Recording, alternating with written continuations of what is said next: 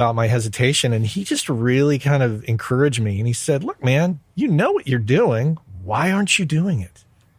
So I just said, okay, I'm in 100%.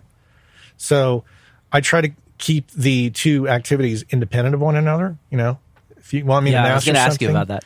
I'll master it. If you want me to mix, I'll mix. But if I mix, I have a host of mastering engineers that I could recommend for different genres and for different reasons. Yeah. Is there a specific genre that you prefer to either mix or master, or maybe the same for both? You know, I think I'm a little more open on the mastering front to different musical genres.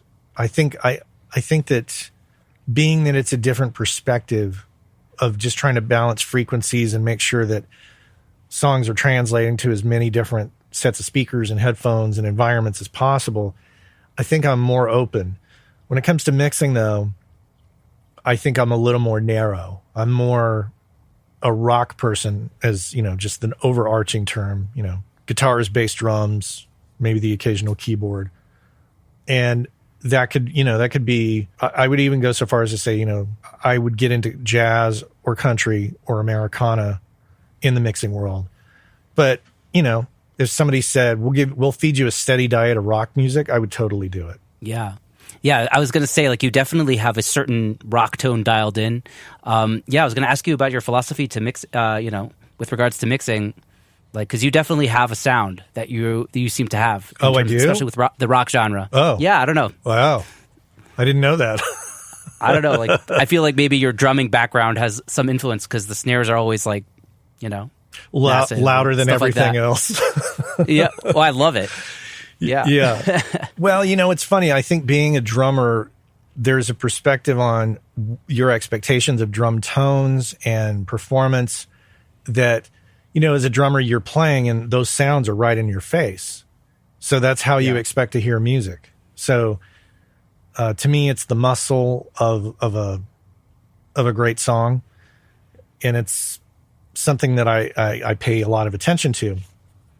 But as far as, you know, philosophy, I mean, I just try to keep every member of the band happy, but also try to, I think in the past, I've really focused on just bringing as much power to the table as possible so that the band listens to it and just, you know, reels back and says, wow, we sound like that. That's amazing. And so that they feel a sense of pride. But also recently, in talking with Michael Brower, mixing engineer, he really mixes from a point of emotion. And that's something I really need to incorporate more into my mixing practice and pay attention to a little closer. I mean, it's obviously something you pay attention to, but I think that he really awakened that in me even more so. So I'm gonna credit Brower with that just in conversation alone. Yeah, well, I mean, it's funny you mentioned the emotion. We were talking about this before we started recording the podcast. Is like, I saw a video of Michael Brower mixing a song recently on YouTube, and he puts up those faders and he rides them with so much emotion. It's amazing to see, and like especially for someone in my generation who didn't really, you know, I kind of just missed the boat with like when it comes to, you know, consoles and all that stuff, and you know, just analog gear. But the way he you know, pushes those faders is something else. There's a lot of emotion in there. There is, and there's something that I think to learn from a lot of these high-profile guys like Brower, like Chad Blake. Chad really, to me, just he thinks different. He listens different than most people, and he's a lovely, lovely person. I've become friends with him over the years, and I love hanging out with him. I love just his perspective on things. And one of the things, you know, that we were talking about before we got started was Mix with the Masters. And when I did Mix with the Masters in September of 2017, I was one of the oldest guys there. Chad was older than me. So being the two oldest guys there, we were always up at the crack of dawn, and we would always end up seeing each other in the breakfast room first thing. I'd be in there by myself, and then Chad walks in, and we end up sitting and talking about, you know, the state of the world and, you know, different things. And so I really kind of got a lot of that from him then, and then over time, really just, you know, doing events and seeing him and hanging out a little bit, really enjoyed his presence. But point is that, you know, Brower with the emotion and Chad with the just his different perspective, I really kind of cherry pick from these individuals to try to incorporate all those things that I enjoy about them in my practice. And I don't try to go out and straight up emulate any of them, but I keep it in mind. It's like, okay, don't forget about the emotion. Don't forget about, What do you think it is that is the emotion in a mix?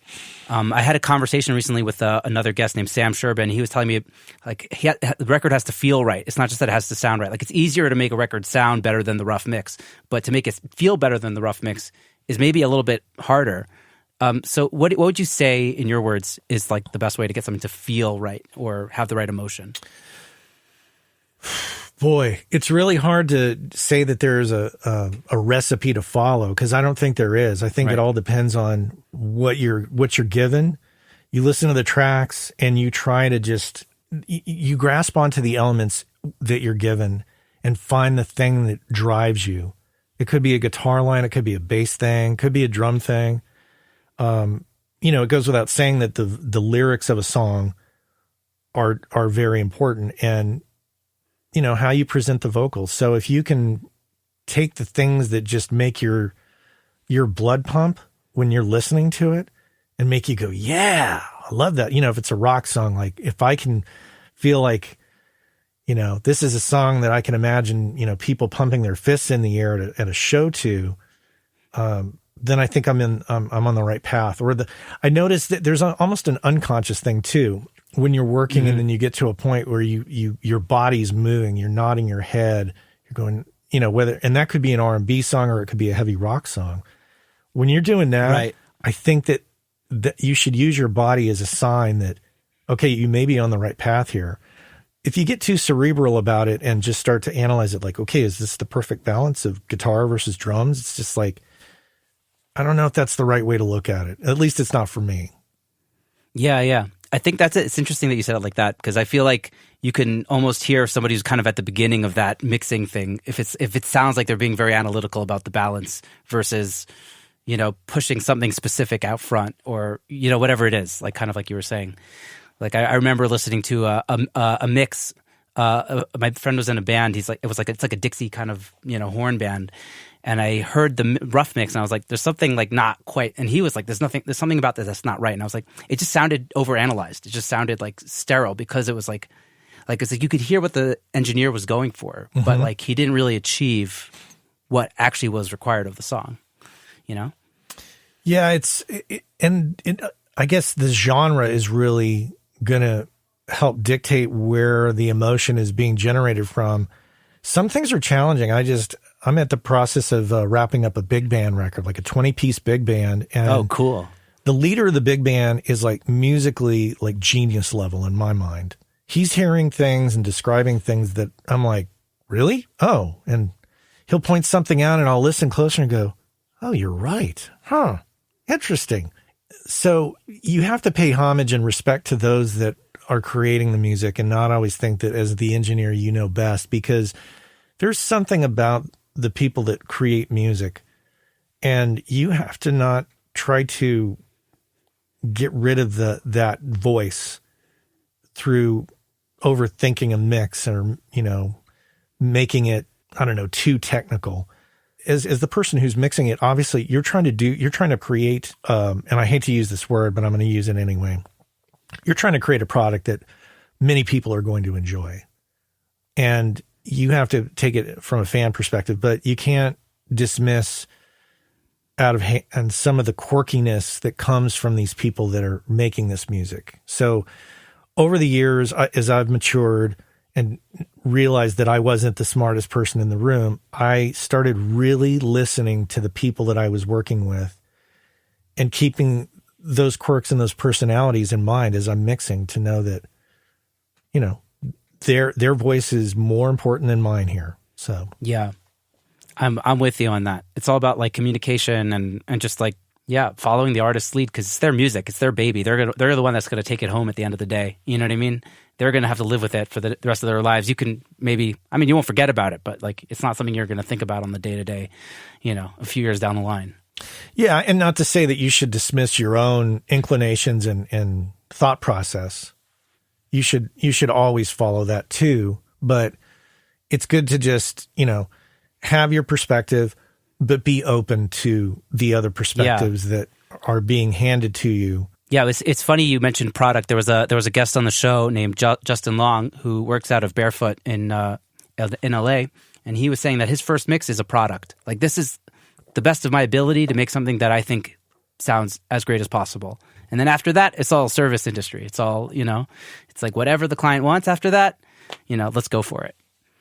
I thought that was like an interesting way of looking at it. Yeah. But once again, just back to that emotion thing, it's causing me to go back and reflect on some of the work that I've done and ask myself, what is the work that has stood out to me and made the client happy? Whereas where is the work that has not stood out to me and the client's just like, they're fine with it. But, I need to go back and be able to identify where I've got it right and where I've got it wrong. Yeah. That's awesome. I think if you focus on those things, you'll learn. Right? That's what it's about. We learn from our mistakes and just our journey. I want to ask you a little bit more about mixing. Yeah. If you don't mind going a little deeper, are you in the box? Do you go out of the box? Do you have like an approach to, I don't know, stereo bus compression, anything like that? That might be interesting.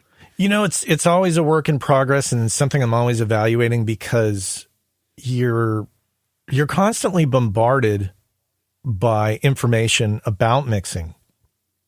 And I'm just like everybody else in that, I pay attention to that stuff and I listen and experiment and try things.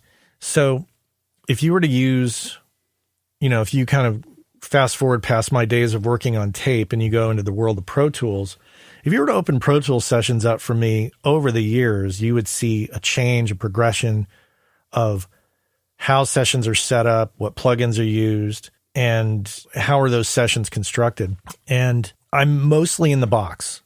It was only within the last year, I think in 2020, I picked up the only piece of outboard gear I use in a mix now, which is a Whitestone Audio P331.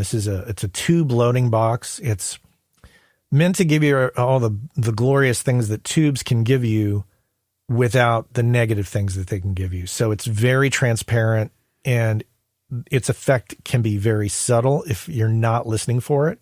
In fact, when I first got it and I put it on my stereo bus, I was running stuff through it and I had it on, I'm making adjustments. I'm like, God, did I misjudge this thing? Is it actually doing anything? And started to second guess everything about it. And then I was like, shoot, okay. And I put it in bypass.